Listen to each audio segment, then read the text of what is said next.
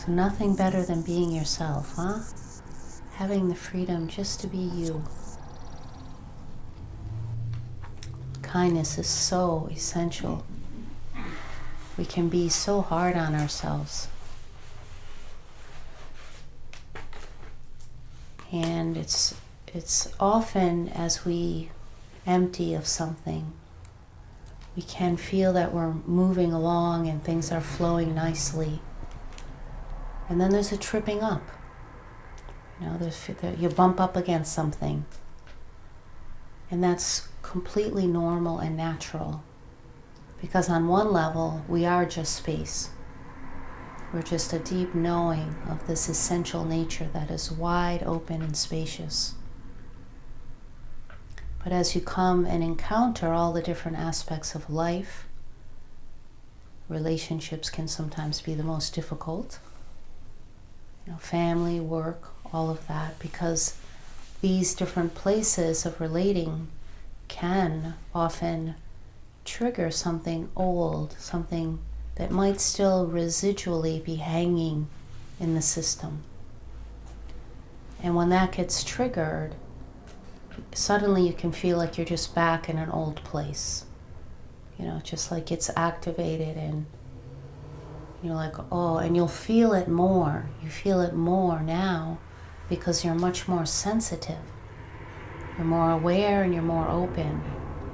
So that's where kindness has to really come in quite strongly. You know, so you can feel like you've taken 2 steps forward and then suddenly, bam, and it's a big step back.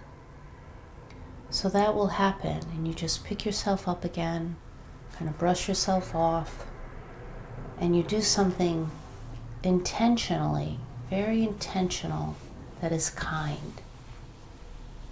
That reminds you that you're in a process of unfolding, of growing, of maturing.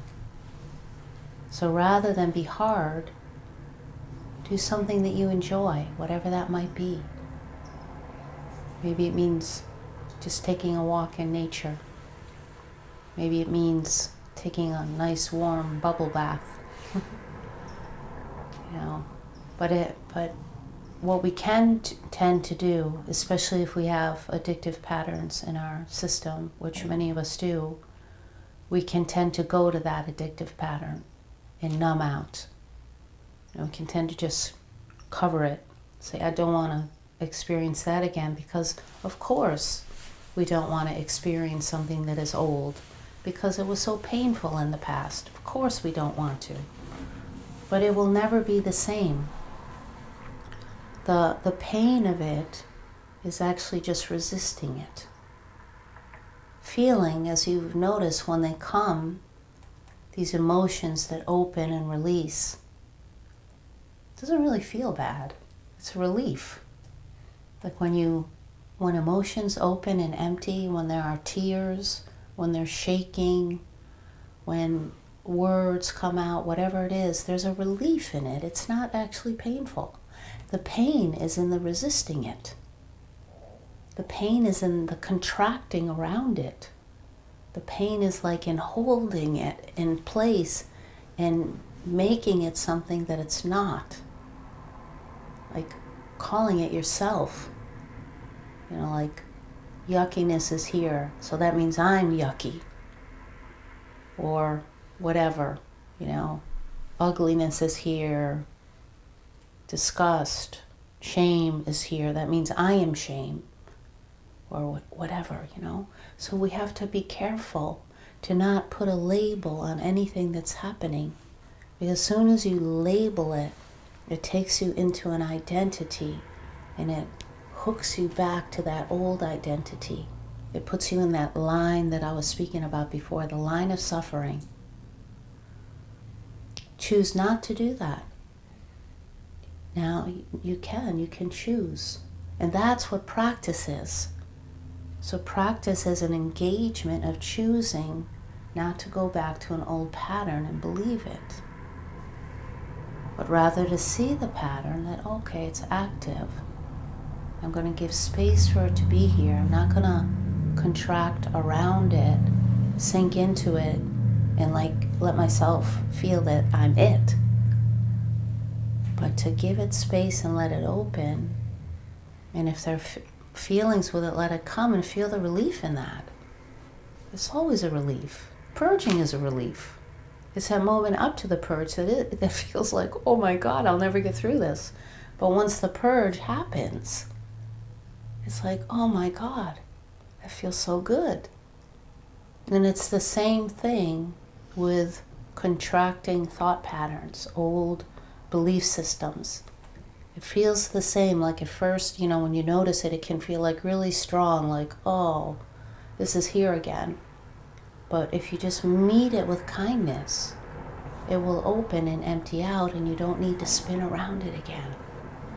So that's the practice. So practice is intentional engagement of choosing not to go back to an old story, an old narrative, an old frame of reference. And when it happens, you just like brush yourself off. You be kind. You do something nice for yourself. You don't have to go into a big process about it. You don't have to. You can let it be simple. There's nothing more simple than to be yourself. It's complicated to try to be something you're not. It's very complicated. It's hard work. It's just too challenging. Give it up. Yeah. So that's how integration happens. Maturity happens, development happens, aliveness happens by taking all that's been received here from the emptying and having an intentional, active engagement with life. One that springs out of kindness. One that springs out of clear intention. So it's not sleepy, it's not numbing, it's not covering. Yeah, we know how to do that. And when it happens, kindness. Kindness. But to discover what is it for each of us that really fortifies us, that allows us to soften, that allows us to feel nourished. It's really important. Many of us don't know what that is. Sometimes I'll ask people, what is it you need? And sometimes the first response will be, I don't know. And that's okay. Be in that I don't know. And then that's the listening. Like, what is it I need to feel nourished? What is it that gives me nourishment? And you give that to yourself. And we can only do it for ourselves. Nobody can do it for us. So practice is very unique and individual for each and every one of us. We can only do it for us. Nobody can do it for us. The medicine can open doors and windows and empty out a lot of crap, but it can't do the practice for you. We have to do our own practice. We have to do the work of integration. We have to do the work of embodying what it is we've discovered about ourselves and being that. And it doesn't have to be hard, just a little bit each day of sitting in quiet, having a really clear, strong intention about what's the most important thing for you. And following that, remember, remember, remember what's the most important thing. And don't let anything supersede that. And if it does, kindness. Again, you just come back to kindness. Because we will trip up. That's the learning. It's never a mistake. There are no mistakes, there's only learning. And we start to it's interesting, the more you practice with kindness and allowance and acceptance, it does become easier and it becomes your natural way. It just becomes natural. And it was natural to each and every one of us when you were young. There's that innocence. It's always there. That hasn't gone anywhere. And that's the listening. It's the listening to that interior life of you that is innocent, that is clear, that knows herself or himself, that hasn't done anything wrong, that came into this life to love and to be loved.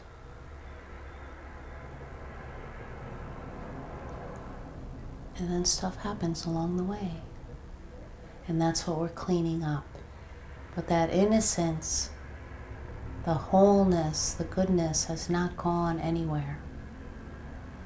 It's simply been covered over by misidentification. You know, some people refer to that like as the onion of layers. And we just keep peeling back the layers,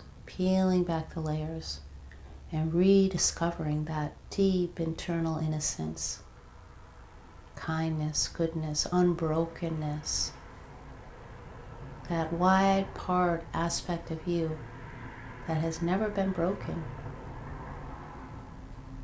And the medicine, it is a direct path, I believe, to knowing that exactly. That's why they call in Shipibo, they call ayahuasca uni, which means wisdom. It takes you right to the wisdom of knowing who you are before all this sense of fracturing and splitting and confusion and trauma and whatever else happened. That gets emptied and cleared out.